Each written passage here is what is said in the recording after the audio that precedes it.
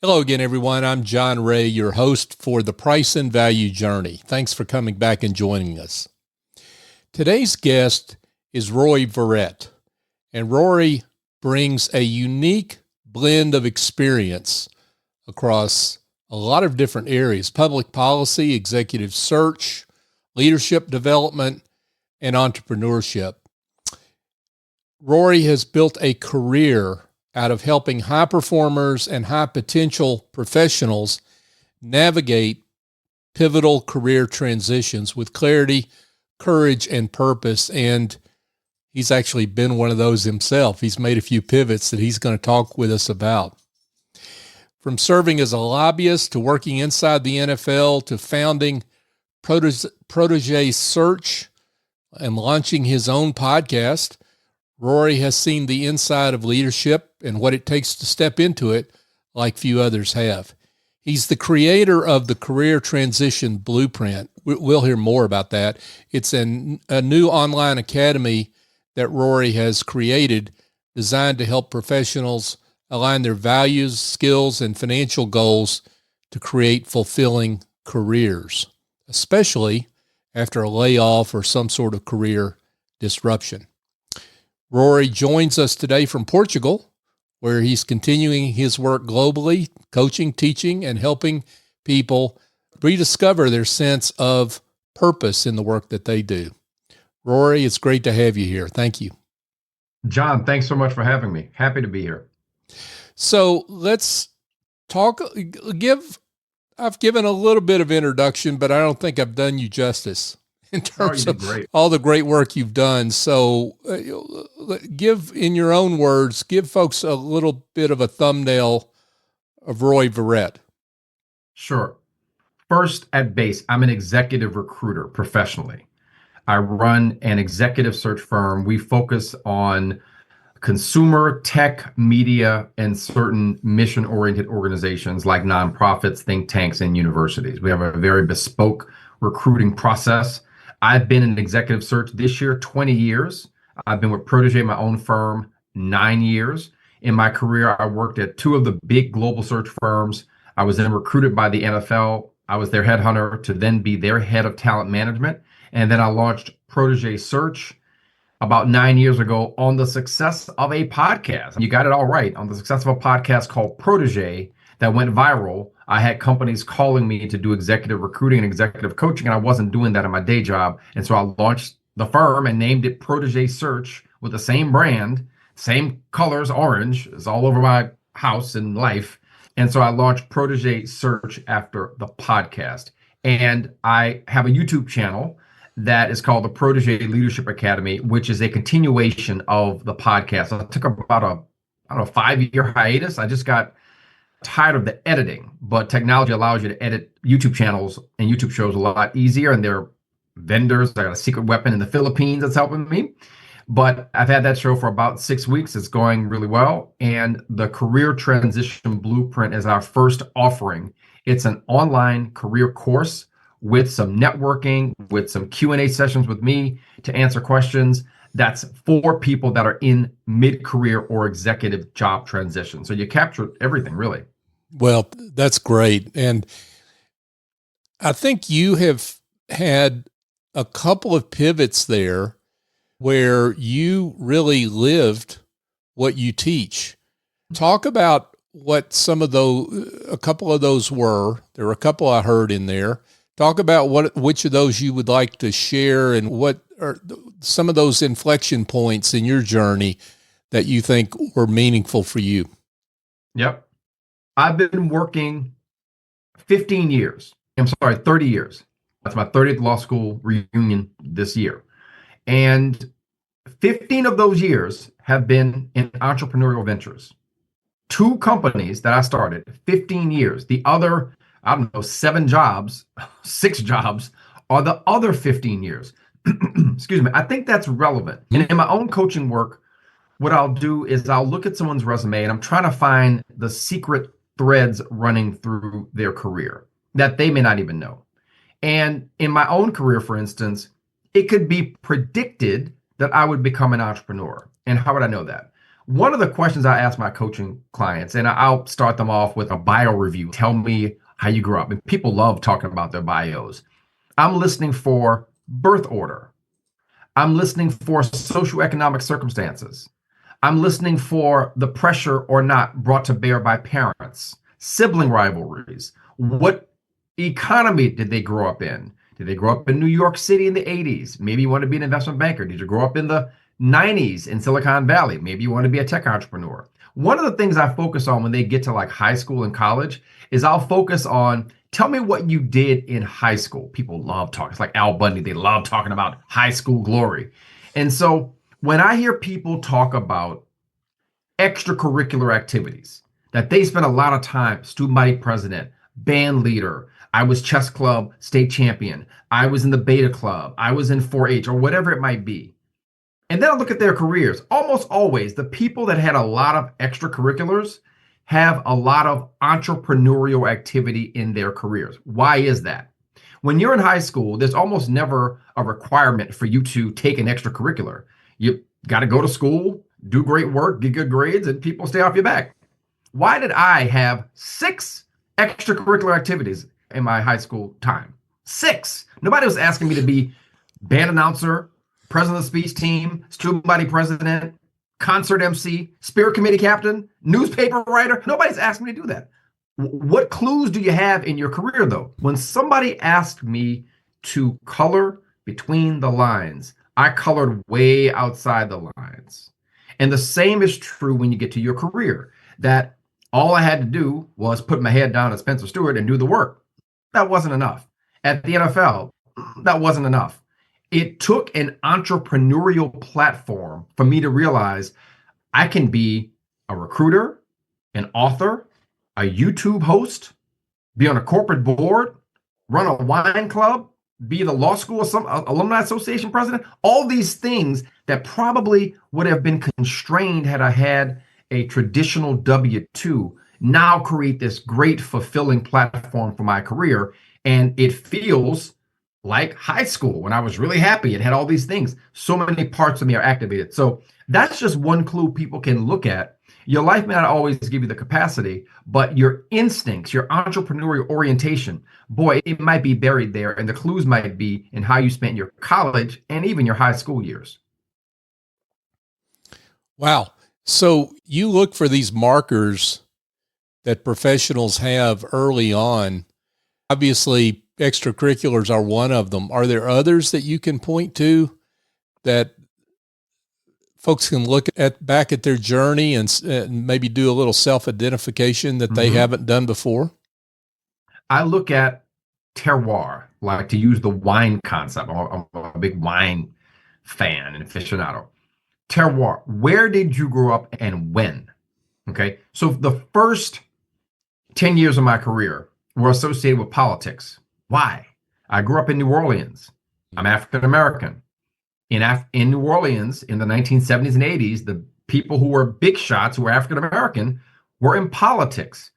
There was no Robert Smith, billionaire private equity tech investor and whatnot.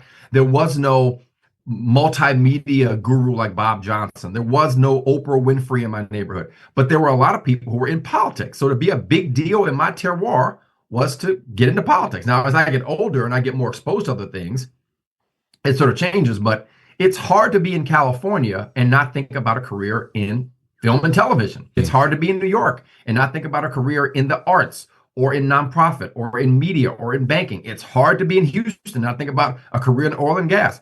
So I think about how much someone either leaned into that terroir, leaned into those options, or they resisted them. That's one thing. The other thing is parental influence. That bears a lot. And I mix that a little bit with socioeconomic status. I find that, for example, in my own career, I grew up middle class. That put a burden, that released me from a burden of having to make so much money to cure the poverty in my family. But it also didn't make me grow up in privilege where I think I have to extend that privilege by working so hard and making so much money. So I can live in the great middle, and I'm fine with that. But some people, they have parents who have unfulfilled career dreams that they feel they have to fulfill. Some of them resist that and want to go their own path. I think birth order can play a big role in your career options that kind of guide you into majors and whatnot. The first kid has to be the model kid. The middle kid is the rebellious kid. The last kid is the indulgent child. And so there's a little bit of that goes into the risk profile people take in their careers and just the burdens they put on themselves. One thing I'm trying to help my coaching clients think through is how to unburden themselves from requirements or restrictions that they have put on themselves that have a genesis from something else. Yeah, it strikes me, I really asked you the wrong question. In terms of markers, some of these markers, I guess people already know, right? Or at least they know the cliches, whether it's birth order or whatever. I guess the question is, do people know they're swept up in them at the time? Or No. Yeah, that's what I would think. Yeah. Almost never. Yeah. Almost never. Look, my brother is Stan Verrett on ESPN. And he's been an extraordinary sportscaster on ESPN for 25 years. In high school, when we grew up, people would have thought I would have been the person with the broadcast career because of what we did in high school. He got into it in college, but he was so singularly focused on that. And he was the middle child. And I think there was a lot of pressure with two people above him and then me underneath him. And we were all high performers, that he wanted to do something distinguished that was not. My sister and my brother both went into nonprofit and academia. And he was like, I don't want to go into business. So he goes into media, and that leaves me. And I think it put its own pressure on me for me to think about a career that was also distinctive against my siblings. And I went into politics and business, and that's been my calling. So I think birth order, not the superficial elements, but if you come from a family, I'll give you an example. I have a friend of mine who's a senior partner at Goldman Sachs. And she sometimes will call me and complain that she doesn't like her job at Goldman Sachs. Some days she says she loves it. But she says at the end of the day, I have to take care of so many people in my family that my status as a breadwinner, which I've been my entire life, I can't abandon that yet. So if you can find me a job that makes $5 million a year, I'll take it. But in the meantime, I have to take that role as breadwinner that's been in my personality for 40 years since she was a teenager. And so I think those things impact people, and they don't always know how they conspire to create the career decisions that people make. Wow. So I've got to ask about what you learned about your time in the NFL. That's obviously a brand name that stands out for people, but that's sports corporate though. And I think that's what a lot of sports fans don't really necessarily get. They see everything on the field, but they don't get that's corporate. And there's the same dynamics happen there in the business of the NFL that happen in major corporations where people are having the quote unquote conventional business career. So talk about some of the lessons that you learned there. So I was the head of talent management, which means I ran all recruiting from our entry level to our senior executive search work. I focused more on the executive search work. I ran our leadership academy, which was for senior managers and directors. I sent league executives and club executives to Stanford and Wharton who were selected, for our leadership program there. And I also did a fair amount of executive coaching and succession planning. So I remember when we used to have interviews for our management training program, a classic 2-year rotational program for students coming out of college. And the first thing someone says to me when the interview is, I love the NFL. And I'd be like, great. There are 185 million people just like you. Let's talk about X, Y, and Z related to your background. So I think there's a misnomer that if you love sports, that is going to help you in some way work in sports. We did the president's search for the Seattle Mariners. We did the search for the chief marketing officer for the San Francisco Giants. The person at the Giants never worked in sports. Digital media background, digital marketing background, but she could apply that in sports. The woman that had been at the Mariners, she's now the president of the Orioles, Katie Griggs, had never worked in baseball. So she had been at the Atlanta United, but what she was great at is building a brand from scratch in a competitive market, which both the Orioles and the Mariners needed. The Orioles are in the DMV with both Baltimore and Washington teams. The Mariners are in Seattle with a bunch of competitive teams there, including hockey now and soccer that's taken off. So a lot of it has to do with the core business competencies that you have.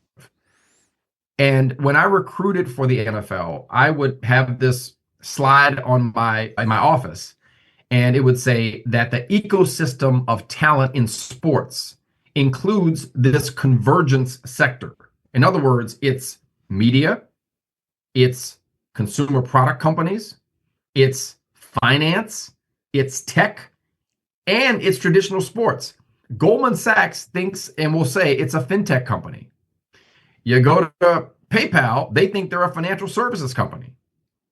Gatorade and Procter & Gamble and all these other companies think that they are digitally savvy consumer companies. So all of these sectors and industries have elements of the other.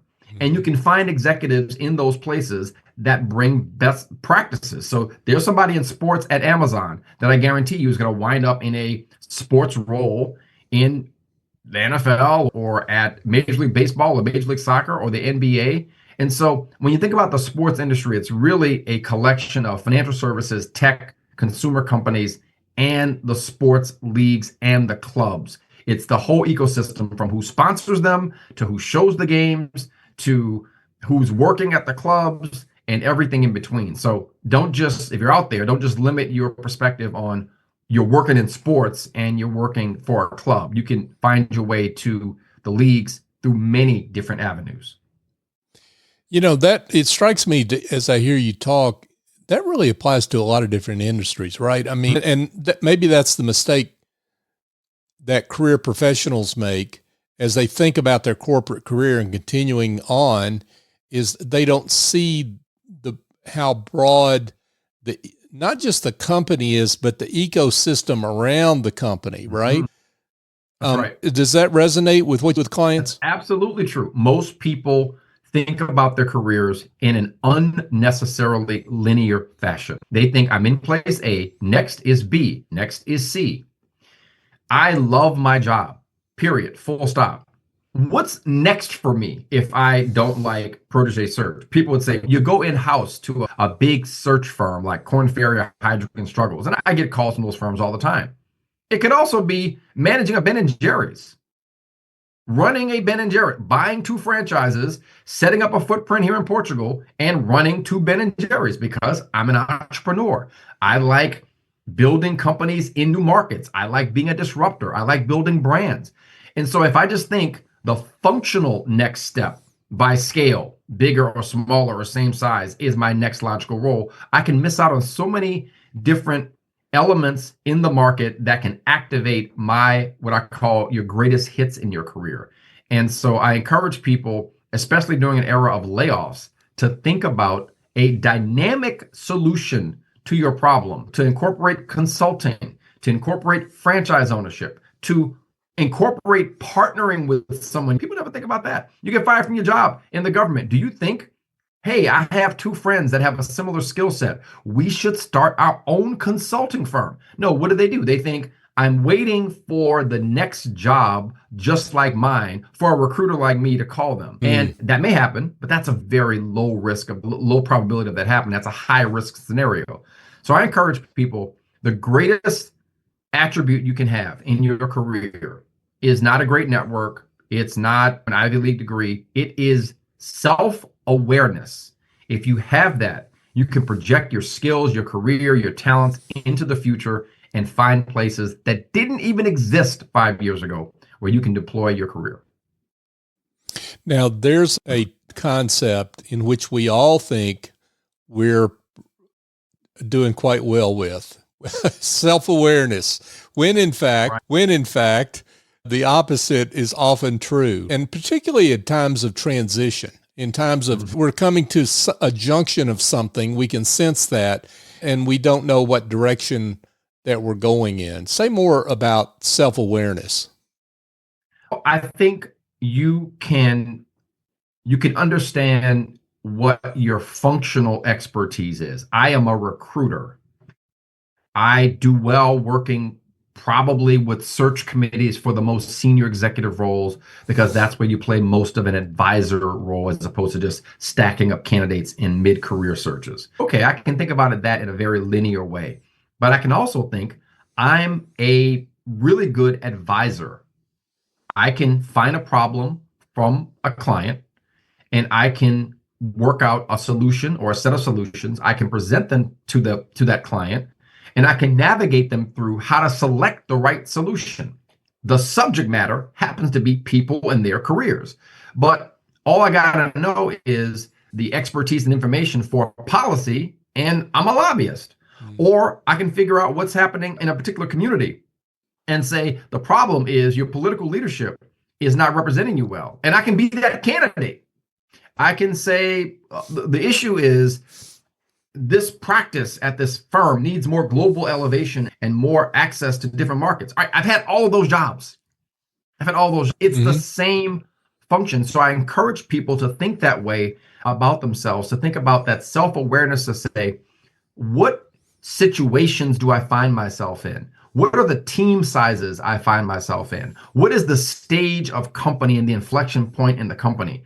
Most people will just think about title, prestige, and salary, as opposed to I am someone that, use myself as an example, the same thing that I've done as an entrepreneur, I've done inside companies. Go build this practice. Go start the talent management function. Go build this sports practice at this public affairs firm. Go start this brand protege search. Go start this company that's a tech company at 30.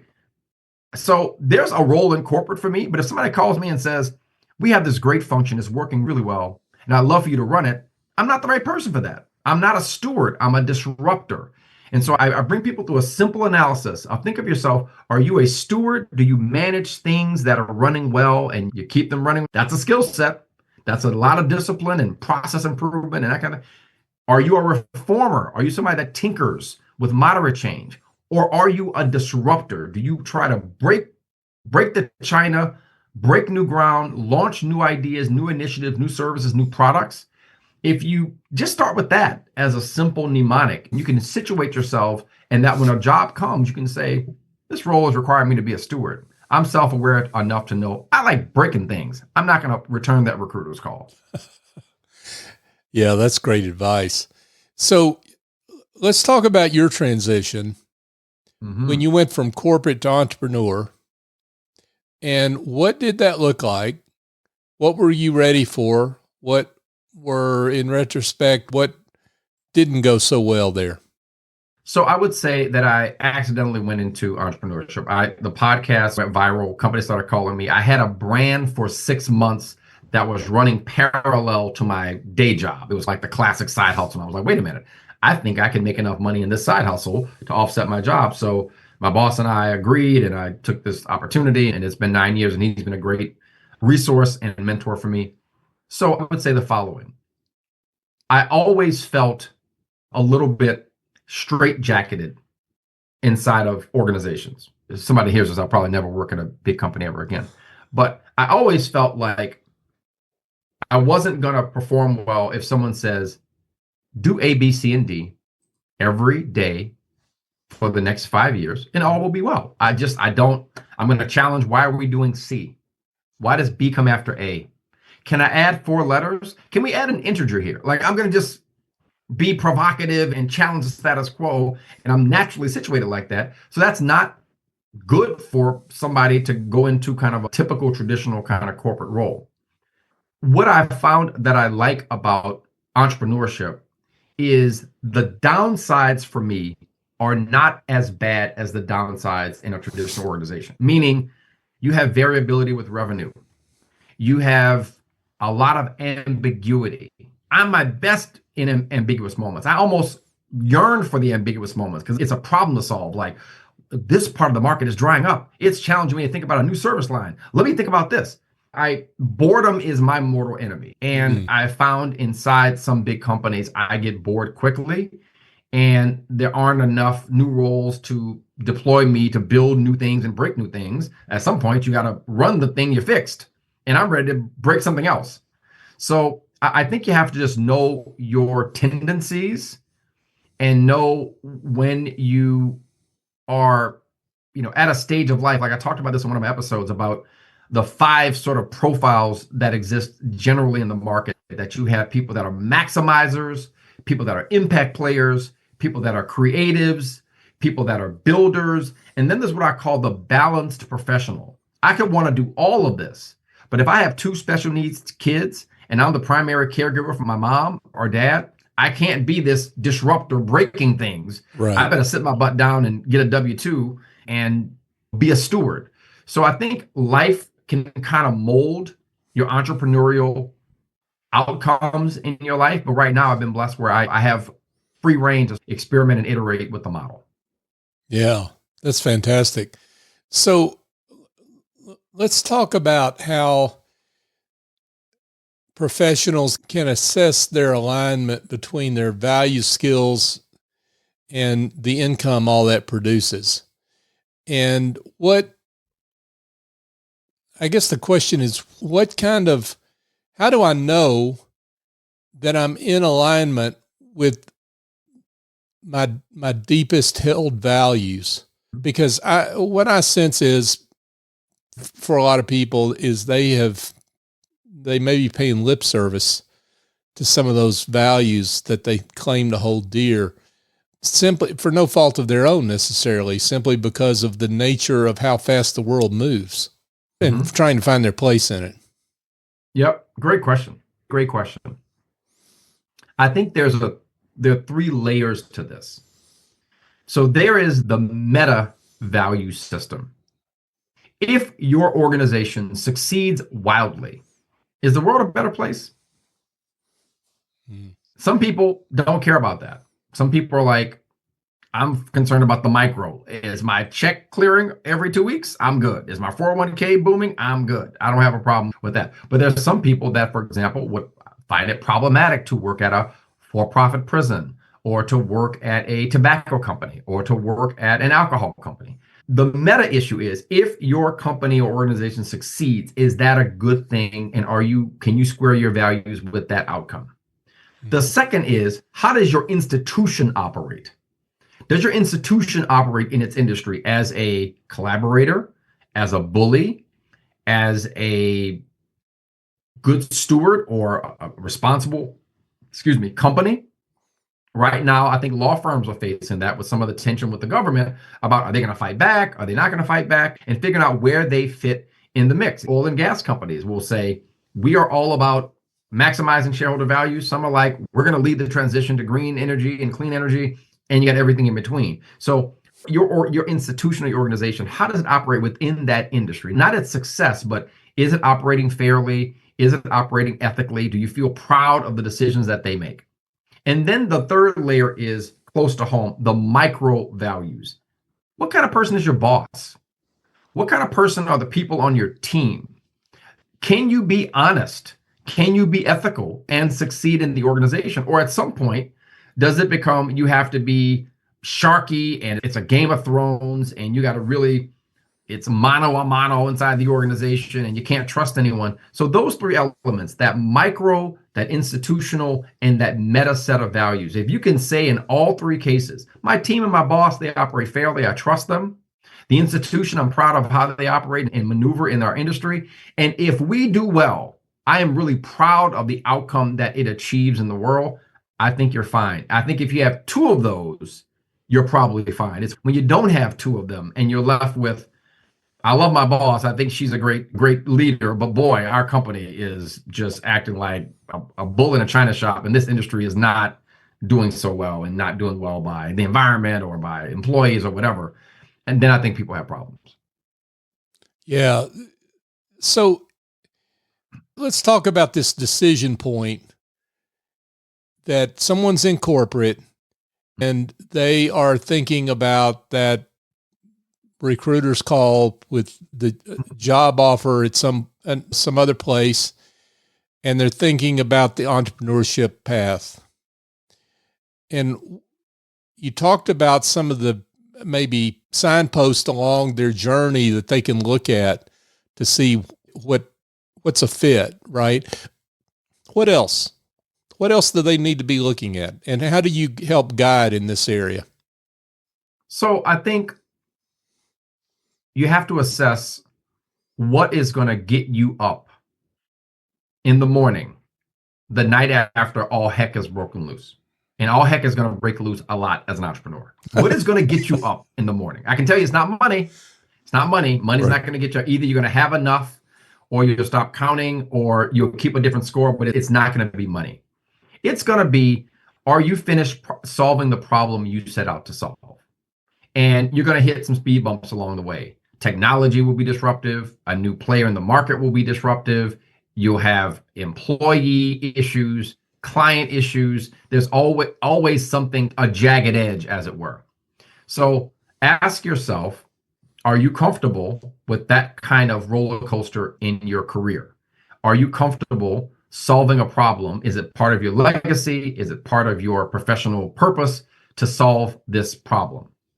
Secondly, I would say, back to the career profiles, I think you have to assess risk in a three-dimensional way. A lot of people think being an entrepreneur is way more risky than being in corporate. I would offer that is a case-by-case basis. That I've had a job for 9 years in entrepreneurship, something I've created. The brand was created with Fiverr in my basement, okay? That's how Protege got started. I was at a company the longest 4 years. 4 years. To me, it's more risky being in an institution that is not suited to your career skills and values. I can always shape shift the organization around market conditions, but I can't shape shift the organization around values. And our firm has a strong culture. It is a work hard, play hard, lean on each other kind of culture. I think if you are, back to your previous question, if you are fighting in your own way, you're consistently butting your head up against the culture of the organization. And your institution is one of the best culture places. Glassdoor and others think this is the best culture in your sector. It might be time to think about a plan B and building that culture, even if it's a 3-person organization. We were 4 people for 5 years, but our culture was family friendly. It was work hard. It was play hard. It was always do extraordinarily excellent work, attention to detail. That's the kind of culture I didn't have in my professional career elsewhere. I had to build it here. And so I think if you want to really have your hand on the steering wheel and the gearbox in a car that, seats 2 or 3 people, entrepreneurship is for you. If you like that exhilaration and that control, it's great. But if your values are around stability and predictability, more than stability, predictability, entrepreneurship, run. It is not predictable. It is not predictable. Yeah. Yeah. What I hear you saying, though, is that people underestimate the risk of remaining in corporate. As a general proposition, everyone's situation is different, but they underestimate that risk. How do you reconcile that risk that people see and the fact that they're staying in something that's seemingly more stable with the ups and downs of entrepreneurship, when in fact it could well be that entrepreneurship for some people may be actually more stable than what they're leaving behind? So is that a fair statement? No, it's absolutely fair. Okay. People will look at stability in terms of longevity. How long has this company been around? How much money does it have? What is the basis of its customer base? Is that secure? Okay. That's one way of looking at it. You can also look at it as how much of your job is in your control. Okay. My job is fully in my control. If the market says, hey, we don't like recruiting, I can say, let's do some coaching stuff. If the market does, we don't do coaching. Recruiting is great. We need more people. I can go to if the market says men in blue shirts juggling, I can train how to be a juggler and become a juggler and make money off that. If you are in a job and you've got a technology threat from AI, you've got industry disruption from upstart, smaller firms, and you're the legacy organization, if your boss is not helping you get upskilled or giving you stretch assignments, if your department is not well regarded in that organization, if your overall company is not being financially managed well, there's all sorts of things out of your control. And yes, it may be a company with a 100-year history. It may be a company with $2 billion in cash in the bank now, and then something happens and you realize I have no control over this. And that's the feeling most people have when they get laid off, is they understand viscerally how much control they didn't have. They did a lot of things right. I don't know a friend of mine that has called me and said, yo, man, I really screwed up at my job and I got fired. I have this thing happen. This small company is eating our lunch. This technology disrupted my role. It's often things you didn't do anything wrong. It's something out of your control. So I think the value of control probably finds itself much more in entrepreneurship, and that can be a cheat code to get to some stability. So let's come at this another way. In terms of this decision point that professionals need to make in terms of looking at entrepreneurship, the joy versus impact, that's often set up as a dichotomy, but it doesn't have to be. That's right. I think you have to ask yourself, how do you define joy? How do you define joy? There are some people, for example, that work in the nonprofit sector that measure their impact by how many people and places and programs I can implement. And if you're at the Ford Foundation or the Gates Foundation gives away $9 billion a year, and if I tell that person, hey, you'd have more control if you started your own nonprofit, raise money from your family and your church and people around you, and they get $200,000. If they're like, hey, I completely eliminated river blindness in an entire country, but my startup nonprofit, we help bring books to a middle school. That person is not going to find joy in that scale of work. So you got to figure out how you define joy in your career, how you define impact in your career. And for me, for instance, there's something about the first part of my career was about the power and scale of the impact. I'm at Spencer Stewart, this firm. I worked on all these searches. Cory Booker was a client. Harvard was a client. Princeton was a client. I had the NFL was a client. I had all these amazing clients. But as I got to the middle and later part of my career, I was like, yeah, that's great, but I really want to do a specific kind of work. And I want to do it repeatedly. And I only want to do that kind of work. And these search firms, when they call me and I say, can I just do this kind of work? They're like, no, you got to do a bunch of other stuff. And I'm like, I don't want to do that. I want to do this kind of work. And so I think that also can pull at your entrepreneurial heartstrings and get you thinking about, and somebody might not know that's the answer. They may say, I'm going to go to a different company or organization and they'll give me the platform. And you get closer, and then finally you hit a dead end. You're like, okay, I'm here. And it's still not, there's still a yearning that I have. And what I tell people is just a simple back of the envelope test is, if you not do something, you will find a way to do it. I have a friend who was on the drama club with me in high school. He's a stage actor. He's a very celebrated stage actor in Providence, Rhode Island. He was an understudy to Denzel Washington on Broadway. This guy's incredible. Joe could not have not acted. It's not like, I'm going to be an accountant or an actor. My brother was not going to not be a sportscaster. I thought about being a supply chain executive. No, it was that or bust. And I think for entrepreneurs, eventually you are going to answer that call. And if you stay in a W-2 job, there's no harm or foul in doing that. Those are wonderful, respectable careers. Then you weren't meant to be an entrepreneur. You didn't miss out on anything. You were not, as the kids say, you're not about that life. And trust me, it's a whole distinctive scenario. I think right now, my sort of benediction to this sermon here is that there are tools and technology and scale and reach that can make entrepreneurship easier than it's ever been. I remember being a startup entrepreneur when I was 30. You're spending the night at Kinko's, getting your goofy, glossy folder together. You're sitting outside of conferences. You didn't pay because you're broke. So you're lurking outside of conferences, handing people your goofy brochure, sending them to your website.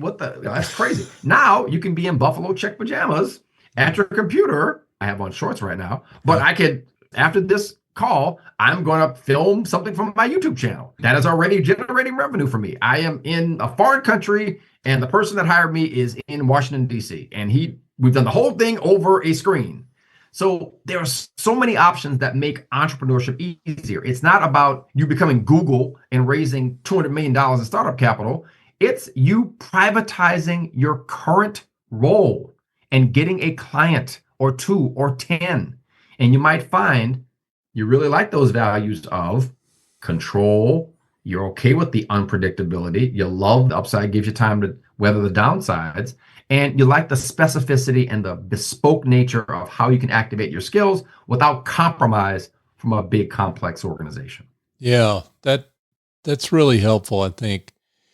What mindset shifts do we need to talk about when we're talking about reinvention into entrepreneurship out of corporate? What are some of the common themes that you see that professionals need to think about when they've made this decision to go into entrepreneurship? What are the mindsets that need to change? Number one is, and I have this with people on my team. If she hears this, she knows. SS, I'm talking about you. It is that you have to fail and fail fast. That's such a cliche, but I have people on my team that try to get everything right. And I'll tell them, get it partially right. Let's look at it. Get it partially right again.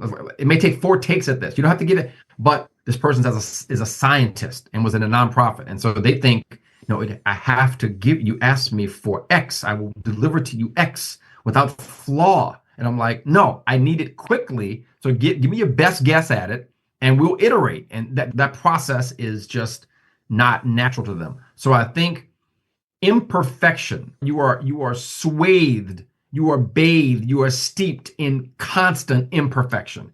And for people that are perfectionists, it can be actually a good trait. You will get to some perfection of some things over time, but it's constantly a jagged edge. So you got to change that mentality of, I did this, it is now complete, and I'm moving on to the next thing. No, that is, I am typically running 4 or 5 problem sets in my mind of things I'm doing day to day. Number 2, I think that one of the indispensable sort of competencies in entrepreneurship is just tenacity. It's just not giving up. It's just going at it and pounding the nail over and over and over and over again until you finally get the nail through the wood. So I think tenacity is not always something that is activated in complex organizations like companies or nonprofits. I think precision is something that is particularly at the mid-career level, the middle manager level. You've got widget number 9. You got to turn widget number 9 1,000 times a day for the next 20 years. You'll be fine. It's precision. It's not, you're really bad at widget number 9. Can you get better tomorrow? Can you get better next week? That's what entrepreneurship is. So I think people sometimes struggle with precision versus tenacity. And I would say, thirdly, entrepreneurship feels like a marathon that's run in a series of 100-yard dashes, 100-meter dashes. That's what it feels like to me. That, okay, I ran this race. I got second to Usain Bolt. Now I have to run another one. Now I have to run another one. And it's, I don't know what the math is about how many 100 meters there are in a marathon, but it's probably a lot. And that's what it feels like. So it feels like this pace of how you're moving is quicker than when you're in corporate. There are moments as respites, but then you're up the next day running another 100-yard dash, 100-meter dash. And so I think that mentality has to shift. It feels like a 440, if you use the Olympic analogy, in corporate, where it's a sustained pace of work, again, without many defects, and you win. But it feels like a series of sprints in entrepreneurship. So just to be clear, your career transition blueprint, is that for folks that are in corporate that anticipate staying in corporate only, or does it bring in the entrepreneurship piece of it and help walk people through the decision process between staying in corporate and entrepreneurship? More of the former. It's really Okay. for people in complex organizations that are not entrepreneurs. So it's somebody that's at a small company, the government, a nonprofit, a corporation, a venture capital firm, and they want to do a slightly dynamic but still linear path. They're going from point A to point AB or BC. They're not wildly considering every possible career option. It's when you're in a job search and you're a director, you want to be a VP, or you're a VP, you want to be SVP. How do you optimize that very competitive scenario? I don't think people understand how competitive these job searches are. All I do is look at resumes all day and interview people and distinguish John's getting it, Bill isn't, Mary's getting it, Bob isn't. And so all I do is make decisions, and it's a game of inches. It's a game of inches. And so many people I've seen searches for trade association CEOs. These are not superficial, silly jobs. These are serious jobs.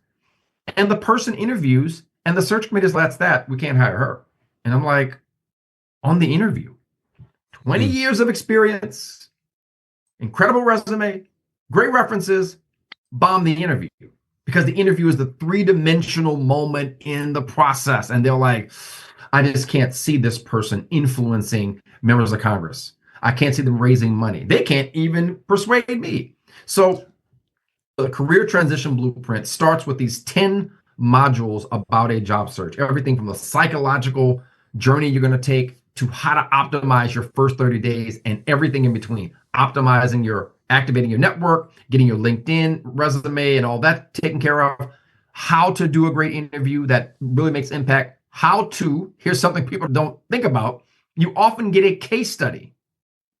Often, 70% of the time, if it's a VP level or above role, the committee or the hiring manager will say, you know what, let's take these 3 candidates and let's give them this prompt. How would they approach their 30, 60, 90 days?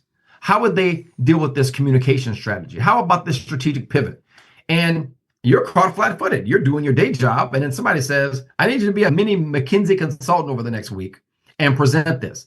They haven't presented in a while. They are always great with the material, but the presentation skills are often lacking. So we try to improve that. You also get Q&A sessions with me. You get a monthly newsletter. You get an archive of 70 of my best podcast episodes with amazing leaders. And you get an exclusive LinkedIn group where we're going to share career advice ongoing and network with other people that are in this academy. So the blueprint is launching on April 7th, and I'm really excited because there are a lot of people in job transitions who don't know where to go for help. And folks, we're recording this episode on the 2nd of April. So if you're past April 7th, then you can go find it. Right? ProtegeLeadershipAcademy.com. There you go. No accents on the E on Protege. So one question as we wrap it up here, Rory, what's the one question you wish people ask you more? Oh, that's such a good question. What's the one question I wish people ask me more? At the end of their interview, how did I do? Are they too shy to do that? Don't want to hear the answer, even if they are? Why don't they ask that question? Because they think they did well. And they think they did well because they approached it as a conversation and it was easy. And I'm not like standing over them like this. I'm the old softy, but I'm bringing a extremely critical eye to the interview. So I'm not trying to I don't bait and switch them. Oh, you weren't serious because I was casual and you get penalties for that. No, I'm talking about when I say, tell me why you're here. That's a cue for the elevator pitch. Do you know how to do an elevator pitch? Do you know how long it should be? Do you know what should be included in it? When I ask you a competency-based question, do you know what the structure is of a competency-based question? When I ask you, do you have questions for me? Do you know what to ask at the end of the interview to optimize your chances? Most people just think, I didn't say I was on 5 minutes before it began and I answered questions and it was fine. And I have seen so many ranges of interviews. I'm gonna give you one example. I did the search for the CEO of Paisley Park for Prince's estate when he died. the regulators and called me and said, "I'd love you to do the search." So a lot of people wanted that job. So we had 8 extraordinarily qualified people meeting at Paisley Park with Prince's family, the regulators, and his bandmates. So one candidate gets up. They asked them all the same questions. There were 10 questions. They asked them all the same 10 questions. This person asked the question. So the question came up about, how do you develop the skills of your team? Hey, Paul, how do you develop the skills of your team? Everybody gave a really good answer, right? I invest in continuing education. They have a budget to go to conferences. We put them in stretch assignments, blah, blah, blah. He said, in my company, we are a digital media consultancy, and we have these client meetings where the partners are up inside of our auditorium and our clients are there. Our whole company is there, and they're walking through the development and the strength of different digital trends, sustainability, clean energy, whatever, all things that are happening, and how these trends are manifest in the digital ecosystem. He said, so the person's got 3 screens up, and they have an iPad, and people are asking them questions like freestyle, and they've got to answer questions like, it's like a press conference.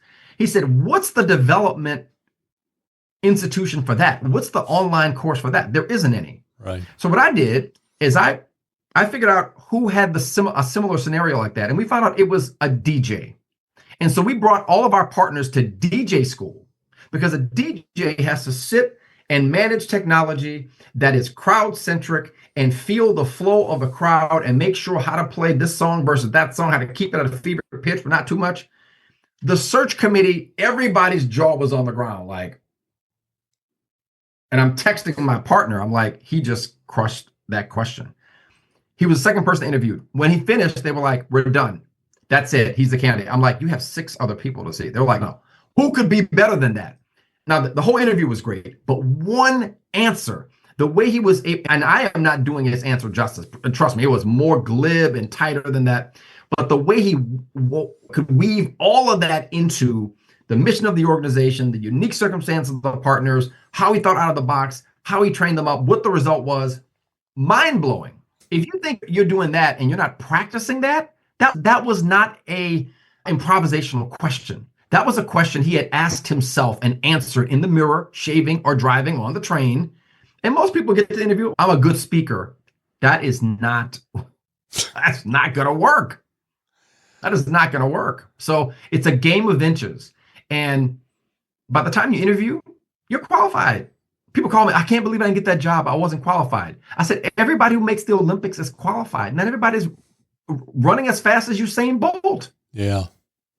And so I just, there are a lot of people that get bronze. I'm like, that's the issue. So that's the question. After every interview, ask the recruiter, how did I do? How did I do? Yeah, great advice here, not just on that question, but throughout this interview from Rory Verrett. Roy, this has been fantastic. I can't imagine there aren't folks that wouldn't want to be in touch and learn more about your work. Certainly this opening that's coming with the Career Transition Blueprint. So let's give folks directions on where they can find everything and where to find you. Absolutely. You can find me at all times on YouTube on the Protégé Leadership Academy. There's only one show like that. We're a new channel and probably got about 20 episodes in. And the Career Transition Blueprint is our first career strategy blueprint. We'll be offering a couple of others, but this is the big one that's about your job search strategy. It is relevant when you're in a job search. It is relevant when you're not in a job search, because guess when you should be preparing your interviewing skills? When you're not in a job search. And that 10-course module and all the elements and services that go with that are available at protégeleadershipacademy.com. And there's a free downloadable PDF about the 5 mistakes you're likely making in your job search. And we love for you to consider that course academy. I think it's going to change the game for people, because it's what I've given my executive coaching clients who pay me $2,500 a month when they're in job searches, that I've digitized and extracted the core of that offering for as many people that are available to use it. It's it's not a gift to the world that it's free, but it's my expertise that I'm gifting to the world in terms of all the stuff I've learned in 20 years of executive recruiting. So YouTube, the Protege Leadership Academy show, and then ProtegeLeadershipAcademy.com is where you can find the career transition blueprint. Wow, fantastic work, Rory Verrett. Rory, thanks so much for coming on. We appreciate you, and we're delighted we could shine the light on your work. I can now get off the hot seat because that was not an easy interview. Thank you, sir. Thank you for being kind. I know you could have been even worse, but those are great questions. Thank you. Thank you. I'm only as good as my guest, Rory. So thank you. Thank you for the expertise you brought. And folks, thank you for joining us here, Rory and I, on the Price and Value Journey. And if you found this episode helpful, share the show. Share it with others who are at a transition and they need to hear some of the insights that Rory passed along. And if you are not already a subscriber, wherever you're listening, hit that subscribe button and subscribe to the show on your favorite podcast app. If you work as a consultant, coach, accountant, attorney, or some other expertise business, or you're thinking about a entrepreneurial jump like that, you may be interested in my book. It's called The Generosity Mindset, A Journey to Business Success by Raising Your Confidence, Value, and Prices. It's all about understanding the value clients see in you, your business development, your positioning, and your pricing. You can find the book at where all books are sold, whether it's Amazon or it's your favorite independent bookseller, but go to thegenerositymindset.com to learn more. And if you want to connect with me directly, give me feedback on guests that we ought to have, on topics you'd like to hear about, you can email me at john@johnray.co. We'd be delighted to hear from you. On behalf of Rory Verrett, I'm John Ray. Thank you for joining us on the Price and Value Journey.